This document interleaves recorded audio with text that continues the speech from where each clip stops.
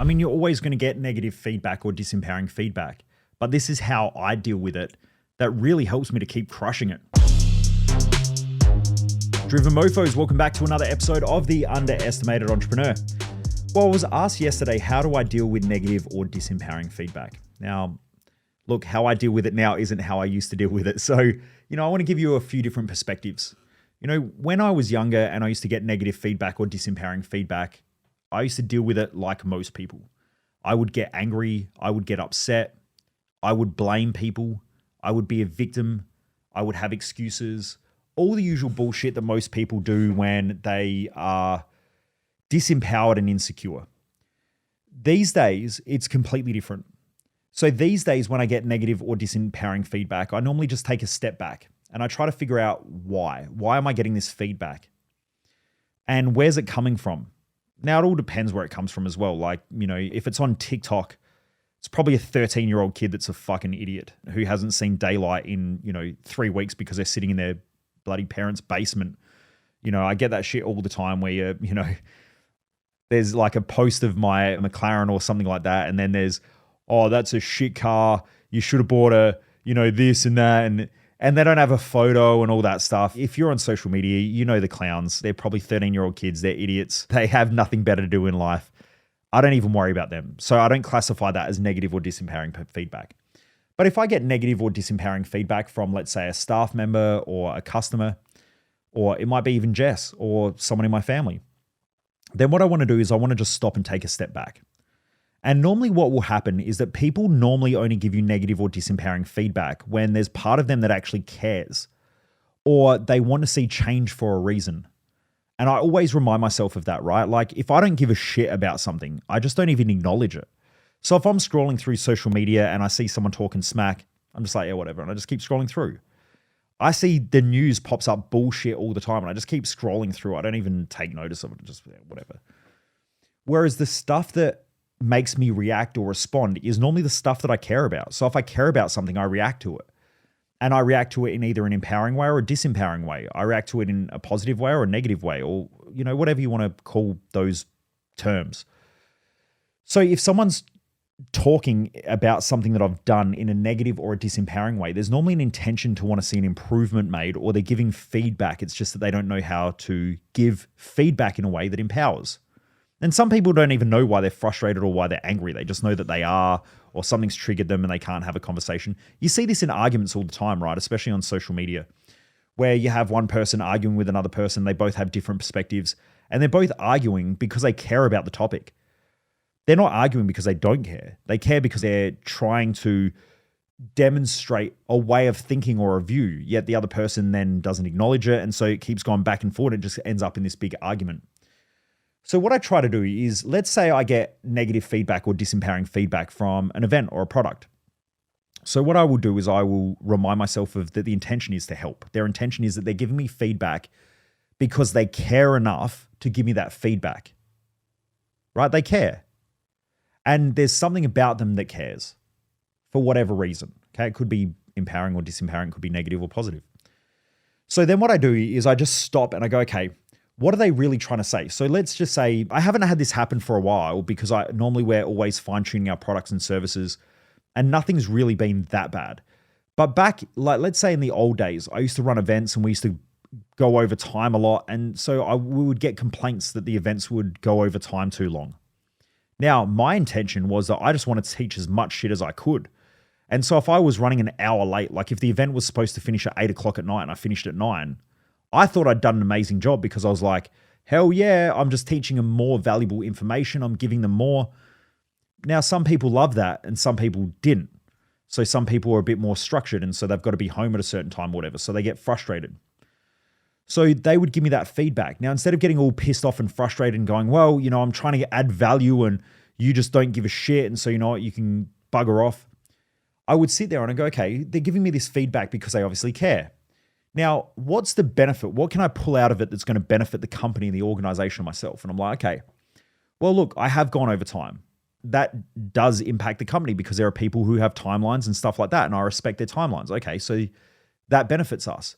Even if someone's going on a rant, like if someone's going on a rant and I remember receiving this email about 2 years ago from someone who'd signed up to one of our products.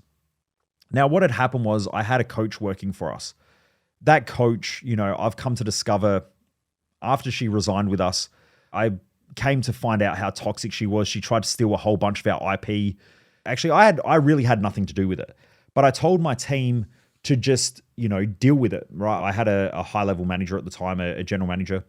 And the general manager essentially sent a cease and desist and said, if you use my content, as in like, she literally went into the back end of our member hub and stole all of the content. Like she literally just copied fucking everything that I had, all of my programs. I'd had programs that I hadn't even released yet. And she'd gone and copied them all over. And we could see, because you can see what in the computer software we use, I can see what team are accessing and what they're not accessing and all that stuff. And I could see that after she'd resigned, for some reason, my general manager had gone through and removed this person from everything apart from the one thing that was the most valuable, and that was my content. And so I had all my programs, all of the manuals, everything like that in there. And we could see that she'd accessed it like less than 24 hours before it got brought to my attention. And the team only brought it to my attention like a week after they'd discovered it. So, the rest of my team had gone into damage control before I even found out about it. But what had happened was that this coach had gone out there and told everybody that I'd threatened her with legal letters and all that stuff. First of all, just for clarity of the record, I didn't know anything about it until all of this shit had been done. It's just that when I spoke to the general manager, she said, what should I do? And I said, well, you've got to do what you've got to do. If that means sending a legal letter with a cease and desist, then do what you've got to do. And so she took care of everything. I had nothing to do with it, really. That was probably the only conversation I had about it. And then also my general manager called the ex-staff member and said, look, you can't use any of that stuff. Like, you resigned. You know what you're doing is wrong. And her response was, fuck him, fuck every... Now, this is a person who resigned on good terms, by the way. I had removed her from a manager's role and put her back to the job that she was doing previously. So she worked for us. And then I gave her a position as a manager as a trial for 6 months. After that 6 months, our sales had dropped to almost zero. So I ended up having to remove her. And then so she went at first she said, no, I have to think about it. And then she decided to resign, from the whole company, which I didn't want her to. She was a good coach, but had a lot of highly toxic traits as well, which I used to work with her a lot on. Now I look back, I'm like, I probably should have fired her. I probably should have never hired her because she loved what I did, but she loved what I did because she was highly toxic and in a bad headspace. And so I used to help her a lot. And so that probably made her feel highly valuable. But that's not what I hired her for. I hired her to do a job. She was a good coach. She was good for our community and stuff like that. But she was also highly toxic and she was damaging to herself.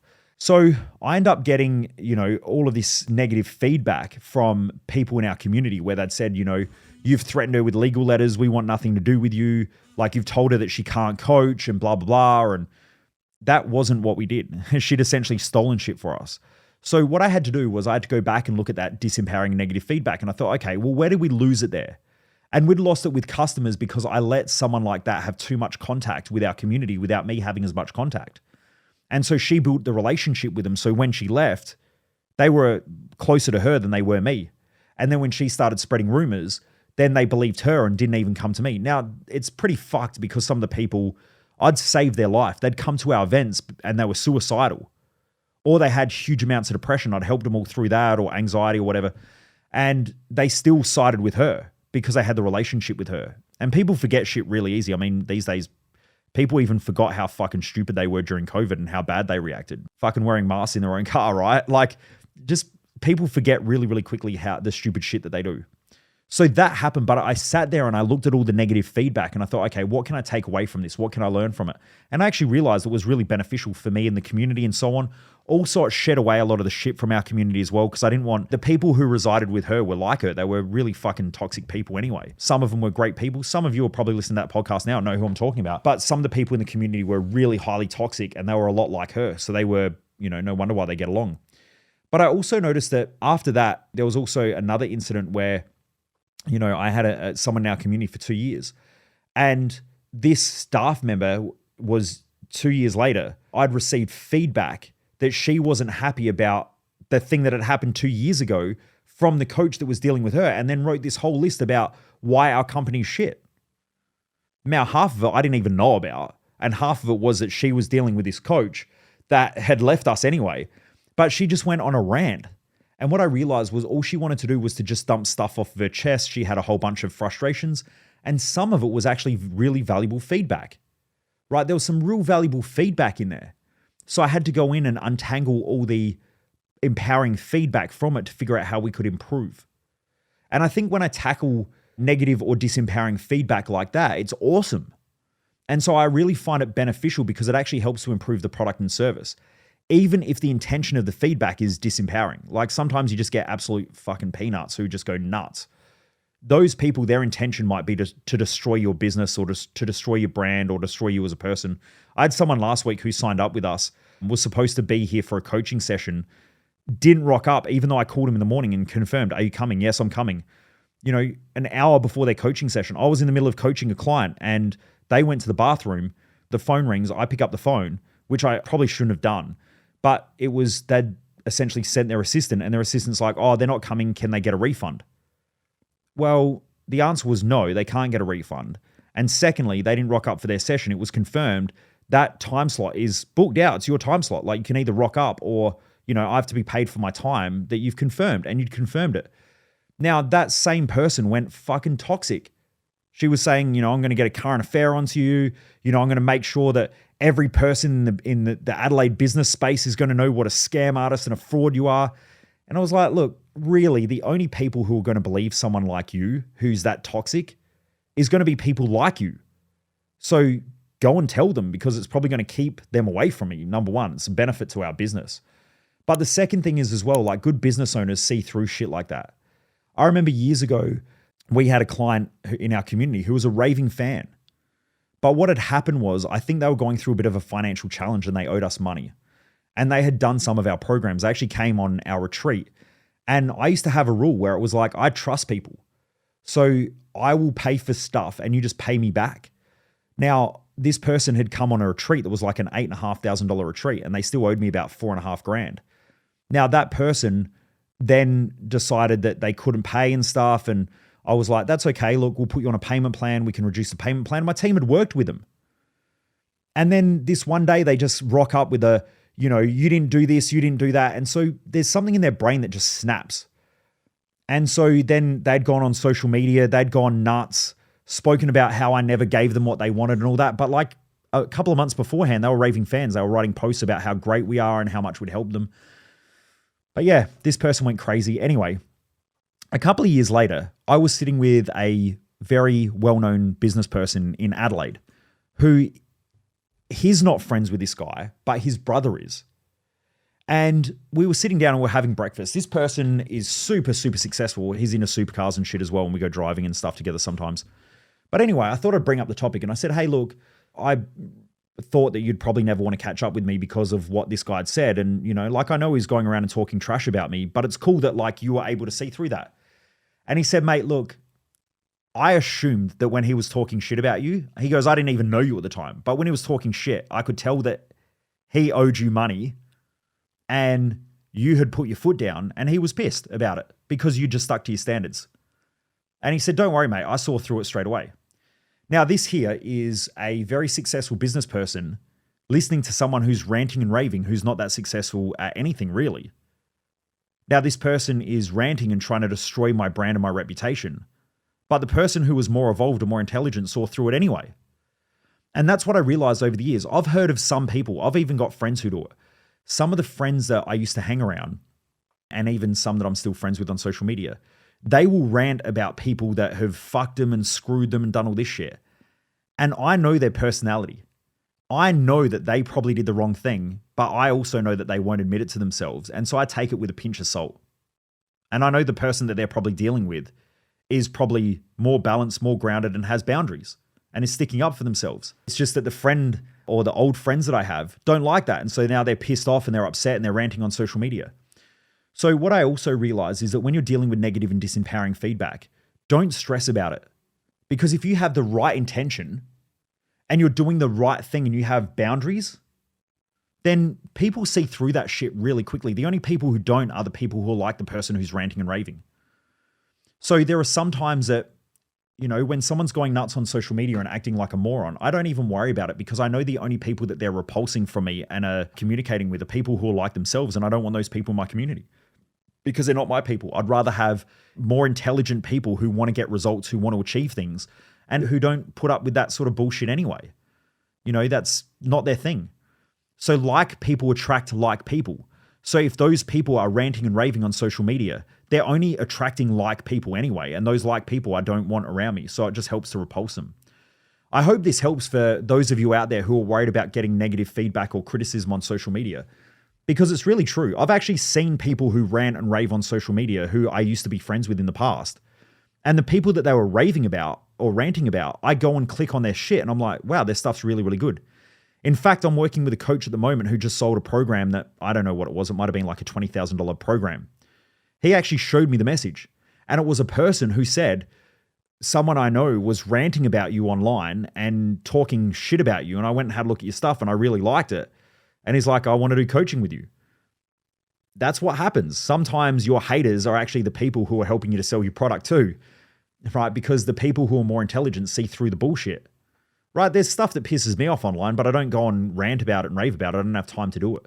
So just remember that the people who are normally making the most noise are normally those who are the most disempowered, and normally a lot of the time it's those who are idiots as well. So, and by the way, I used to be one of those idiots. I used to spend my time arguing with people on social media and all that shit, but it was when I was disempowered.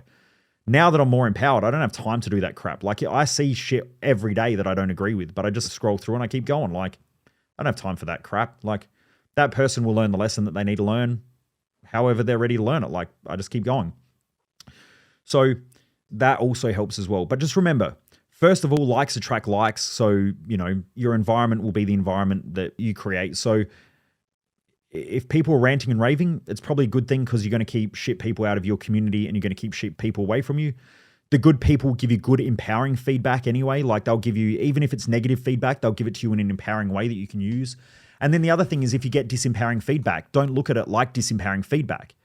Look through it and find out where you can improve, where you can grow, how it can help you. And when you do that, you'll realize that it's for your benefit anyway. Okay. And that's the way that I deal with negative and disempowering feedback versus how I used to deal with it. And that's getting caught up in the drama and the bullshit and getting angry and frustrated. It's just not worth it. Like just stay focused on your mission, your values, your purpose. Stay focused on your community, the people who are supporting you, the people who are around you, the good quality people you have in your life. Sometimes it's so easy to get preoccupied by some dickhead who's posting bullshit or talking crap or, has given you disempowering or negative feedback. It's so easy for your mind to be occupied by that when the person who's sitting right in front of you, it might be your intimate partner, it might be your kid, it might be your friends, it might be your family, it might be staff members, are all sitting right in front of you wanting to support you and wanting to help you, but you're completely distracted by the other thing. I've had that happen before. Like Jess will be sitting there, like we're both lying on the bed together, just chilling. And I'm on my phone, stressed out and worried about something because someone's talking bullshit. But I'm not sitting there with her, enjoying her time and her experience. And she's the person who's supporting me and loving me. Yeah, I'm spending my time dealing with some knobhead who I don't even know who's over the outside of the world who has a fake profile. Like just pull yourself back to your outcome. Also, the environment you want to create, the life that you want to create. And just don't worry about most of the bullshit. But from the negative and disempowering feedback, always try to find the benefits of it. Try and find how you can learn from it. Try and find how you can grow from it. And watch what happens. You'll consistently improve. Those people who are too busy talking smack anyway, in 10 years' time, they're going to be in the same position or worse. And you're just going to be better. And it's just going to piss them off more. Just don't hold yourself back because of those people though and get too caught up in it. Anyway, I hope that helps, Driven Mofos. Remember, sharing's caring. If you haven't shared this podcast with someone this week, just remember, take a screenshot, flick it to a friend, share the link with somebody, post it in your comments or share it on one of your social media pages, like in your story or whatever, tag me in it. I really do appreciate it. I'm the one who's in my DMs. I'm the one who's talking to everybody. I'm the one who's sharing the post. So I see who's sharing and who's not as well. So I really do appreciate all of you who are out there sharing. And for those of you this week who are going to share. So appreciate you all. Keep driving hard, keep pushing hard. And remember, standards plus clarity equal results. So make sure you keep setting your standards high. Make sure you keep getting yourself clearer and clearer with where you're going. And watch what happens. Your results will keep increasing and your lifestyle will keep increasing as well. Anyway, have a great day, Driven Mofos. Keep kicking massive goals. Most people waste their life, and I just don't want you to be one of them.